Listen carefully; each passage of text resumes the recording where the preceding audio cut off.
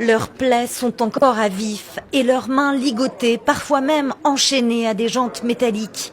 Ici, à Kaduna, ces enfants sortent tout juste de l'enfer.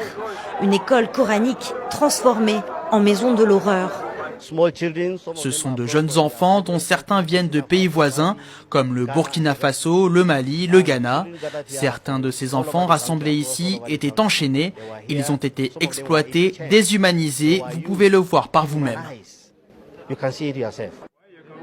300 enfants retrouvés ici, affamés, mutilés et pour certains même violés. Le plus jeune est âgé de 9 ans. Une école ouverte depuis 10 ans dont la vocation est l'apprentissage du Coran et de remettre ses élèves dans le droit chemin. Un centre de redressement pour les jeunes avec à l'intérieur une chambre de torture. Certains ne comprennent toujours pas comment ils ont atterri ici.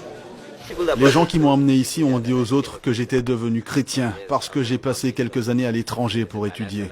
Alors ils ont dit que mon style de vie avait changé, que j'avais quitté le mode de vie islamique. C'est tout ce que je comprends de ma présence ici. Complices ou victimes, ce sont les familles qui placent leurs enfants dans ce type d'établissement. Ici, ils ne pouvaient voir leurs proches qu'une fois par trimestre, un instant à l'extérieur du bâtiment.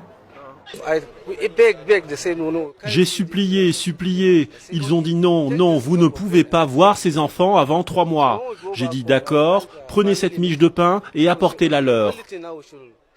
Ce sont des voisins qui ont donné l'alerte. Après plusieurs plaintes, un raid policier a été lancé. Le propriétaire de l'école a été arrêté, ainsi que ses 6 assistants.